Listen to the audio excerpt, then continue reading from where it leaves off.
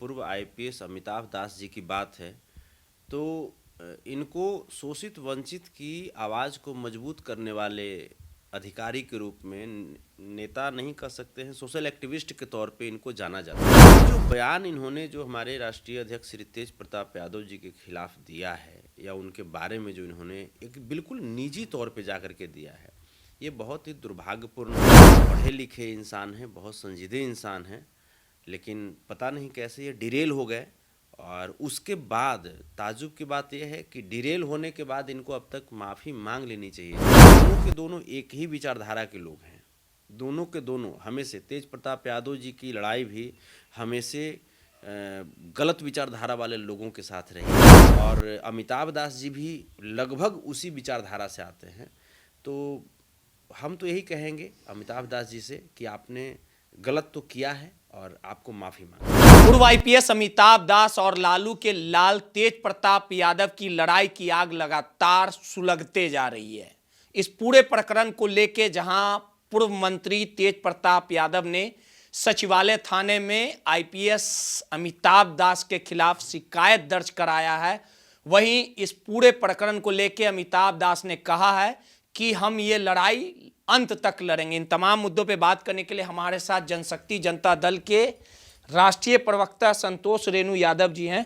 संतोष रेणु यादव जी, आखिर आप लोग एक विचार के चलने वाले लोग हैं, अमिताभ दास भी लगातार आप ही के विचारों पे मेल खाता है। आखिर क्या कारण हो गया कि अब तेज प्रताप यादव और अमिताभ दास जो हैं आपस में ही लड़ रहे हैं? तेज प्रताप यादव ने कहा है कि हम छोड़ेंगे नहीं, कानूनी प्रक्रिया में जाएंगे।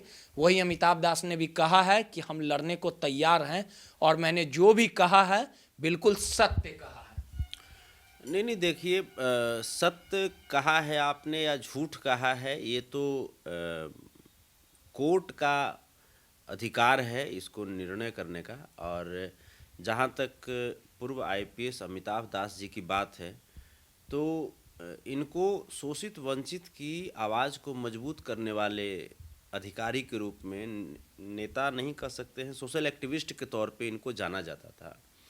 लेकिन ये जो बयान इन्होंने जो हमारे राष्ट्रीय अध्यक्ष श्री तेज प्रताप यादव जी के खिलाफ दिया है या उनके बारे में जो इन्होंने एक बिल्कुल निजी तौर पे जा कर के दिया है, ये बहुत ही दुर्भाग्यपूर्ण है।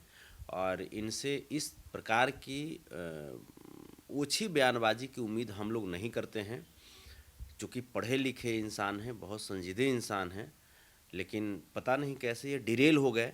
और उसके बाद ताज्जुब की बात यह है कि डिरेल होने के बाद इनको अब तक माफ़ी मांग लेनी चाहिए थी और माफ़ी मांग करके मामले को सलटा देना चाहिए था। लेकिन ये माफ़ी मांगने के बजाय ये और मामले को कॉम्प्लिकेटेड करते जा रहे हैं, तो ये मुझे अच्छा नहीं लग रहा है, क्योंकि दोनों के दोनों एक ही विचारधारा के लोग हैं, दोनों के दोनों हमेशा तेज प्रताप यादव जी की लड़ाई भी हमेशा गलत विचारधारा वाले लोगों के साथ रही है, गरीबों के लिए रही है, शोषितों के लिए रही है, वंचितों के लिए रही है, हर जाति हर तबके के जितने भी जो वैसे लोग जो समाजवादी विचारधारा के हैं उनके लिए रही है।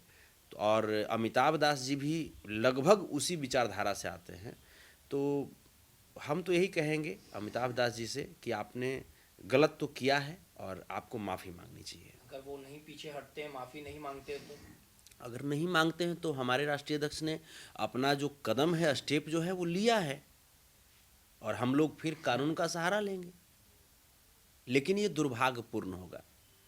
हम नहीं चाहते, जनशक्ति जनता दल नहीं चाहती कि एक विचारधारा के लोग आपस में टकराएं। चलिए, सीधे तौर पे लगातार पूर्व आईपीएस अमिताभ दास और तेज प्रताप यादव का जो मामला है वो सुलगता ही जा रहा है। इस पूरे प्रकरण में सचिवालय थाने में तेज प्रताप यादव ने शिकायत दर्ज कराई है और ये पूरा प्रकरण क्या नया मोड़ लेगा या तेज प्रताप यादव से अमिताभ दास जो है तेज प्रताप यादव से माफ़ी मांगेंगे, सब कुछ देखना दिलचस्प होगा। नटराज न्यूज़ के लिए रोहित कुमार की रिपोर्ट।